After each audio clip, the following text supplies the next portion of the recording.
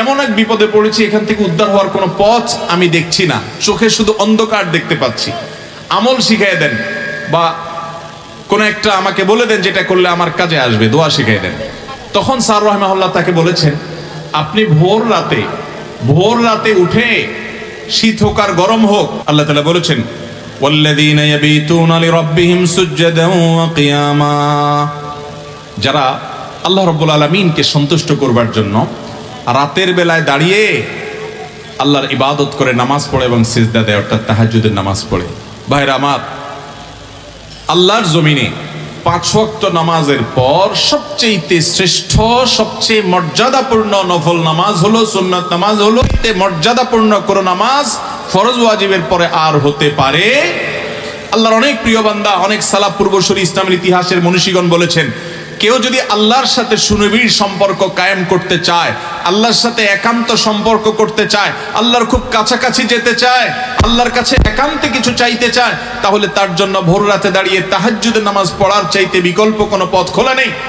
মোহতারাম হাজরিন, নবী করিম সাল্লাল্লাহু আলাইহি ওয়াসাল্লাম বলেছেন, রাতের শেষ প্রহর যখন হয়, ভোর রাত যখন হয়, আল্লাহ তাআলা দুনিয়ার আসমানে নেমে আসেন এবং বান্দাদেরকে ডেকে ডেকে বলেন, তোমাদের মধ্যে কেউ ক্ষমা প্রার্থনাকারী আছো, আমি ক্ষমা করব।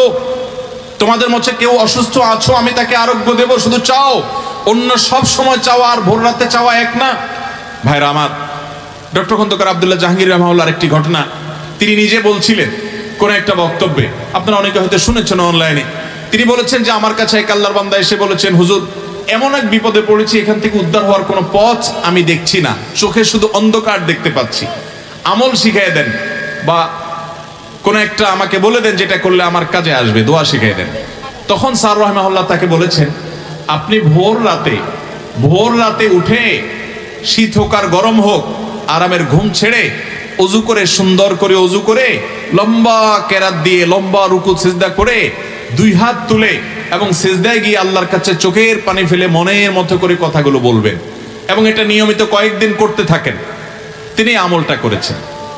স্যার রাহিমাহুল্লাহ বলেছেন, কয়েকদিন পরে লোকটা আমার কাছে আসলো, এসে বলছে যে ভাই, আমার নিজের কাছেই অবিশ্বাস্য মনে হচ্ছে যে আল্লাহ তাআলা আমাকে এইভাবে উদ্ধার করবেন, আমি কল্পনাও করি নাই, আমার সমস্যাটার সমাধান হয়ে গেছে।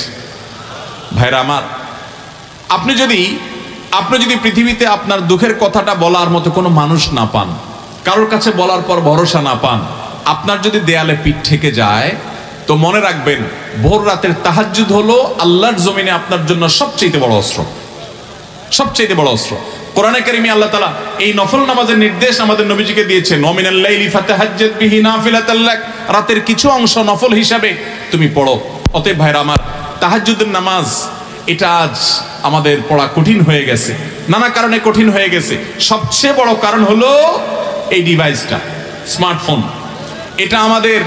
এটা আমাদের পরিবারগুলোকে খান করে দিচ্ছে। এটার অনিয়ন্ত্রিত ব্যবহার যুবকদেরকে শেষ করে দিচ্ছে। এটার নিয়ন্ত্রণহীন ব্যবহার বহু যুবকের ছাত্র জীবন শেষ করে দিচ্ছে, বহু ঘর ভেঙে দিচ্ছে, বহু সংসার তছনছ করে দিচ্ছে, বহু সন্তানকে বাবা মা থেকে দূরে সরিয়ে দিচ্ছে, বহু স্ত্রীকে স্বামী থেকে দূরে সরিয়ে দিচ্ছে। এই মোবাইল ফোন আমাদের অবসর সময়গুলো নিয়ে গেছে। এটার ব্যস্ততা আমাদেরকে এত বেশি গ্রাস করে ফেলেছে যে রাতে আমরা শুইতে 12টা 1টা 2টা বাজায় দেই। সকালে ডিউটি আছে, তারপর আমরা দেরি করে শুই। অথচ নবী করিম সাল্লাল্লাহু আলাইহি ওয়াসাল্লাম এশার পরে আর কোনো কাজ করা, কথাবার্তা, আলাপ সালাপ পছন্দ করতেন না। তিনি রাতে এশার আগে সব সেরে ফেলতেন, এশার পরে দ্রুত শুয়ে পড়তেন। এখন বিজ্ঞানীরা বলে, এশার পরে যদি তাড়াতাড়ি শুয়ে পড়ে, অর্থাৎ রাতে যদি প্রথম অংশে মানুষ শোয়, তাহলে সেটা মানুষের বডিতে ইমিউন সিস্টেমকে স্ট্রং করে, মানুষের রোগ প্রতিরোধ ক্ষমতাকে বৃদ্ধি করে। আমার নবী সাল্লাল্লাহু আলাইহি ওয়াসাল্লাম সেই 1450 বছর আগেই বলে গিয়েছেন যে রাতের প্রথম অংশে ঘুমাতে হবে। শয়তান আমাদেরকে ঘুমাইতে দেয় না, 12টা 1টা 2টা পর্যন্ত মোবাইল টিপাটিপি করি। তাহাজ্জুদ তো দূরের কথা, ফজর পড়াই কঠিন হয়ে যায়। ভাইরা আমার, একটা মোবাইল যদি নিয়ন্ত্রণ করতে না পারেন, ফেসবুক, ইউটিউব, টিকটকের মতো অ্যাপস গুলো যদি কন্ট্রোল করতে না পারেন, আল্লাহর কাছে জান্নাত দাবি করবেন কোন আশা? অতএব চেষ্টা করবো তো ইনশাআল্লাহ। এছাড়া পরে আর কোনো মোবাইল টিপাটিপি না ভাই, কোনো আলাপ সালাপ নাই। দ্রুততার সাথে যত তাড়াতাড়ি সম্ভব বিছানা চলে যাবেন। শীতের রাতে যদি আপনি তাড়াতাড়ি শুয়ে পড়েন, 9টা বা 10টার ভিতরে যদি আপনি ঘুমায় যেতে পারেন এবং ঘুমের আগে যদি অহেতুক মোবাইল টিপাটিপি না করেন, তাহলে শুইলেই ঘুম আসবে। দেখবেন ভোর রাতে এমনি ঘুম ভেঙে যাবে এবং তাহাজ্জুদ পড়া সহজ হবে। বিশেষ করে রমজান মাসে সাহারি খেতে সবাই উঠেন কি উঠেন না?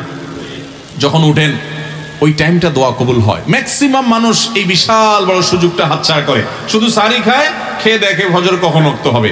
আরে ভাই, ঘড়ির দিকে না তাকায়া সাহারি খাওয়া শেষ হয়েছে 20 মিনিট 30 মিনিট যদি থাকে, তো ওই টাইমে 2 রাকাত নামাজ পড়ে একটু আল্লাহর কাছে হাত তোলেন, কারণ এটা দোয়া কবুলের সময়। চেষ্টা করবো তো ইনশাআল্লাহ। রহমানের বান্দাদের 3 নম্বর বৈশিষ্ট্য হলো তারা তাহাজ্জুদের নামাজ পড়ে, ভোর রাতে উঠে। ভাই, তাহাজ্জুদের নামাজ সারা বছর পড়তে পারেন না, সকালে ডিউটি থাকে, রাতে আসতে আসতে দেরি হয়ে যায়, ভালো কথা। অন্তত বন্ধের দিনগুলোতে পরিকল্পনা করেন যে আমি তাহাজ্জুদ পড়বো। রমজানে পরিকল্পনা করেন, যে সুযোগ আছে সেই সুযোগটাকে কাজে লাগান। চেষ্টা করবেন তো ইনশাআল্লাহ। শীতের মৌসুমে একটু চেষ্টা করেন, মাঝে মধ্যে 2-4 রাকাত তাহাজ্জুদ পড়েন। আল্লাহ আমাকে আপনাকে আমাদের আমলের তৌফিক দান করুন।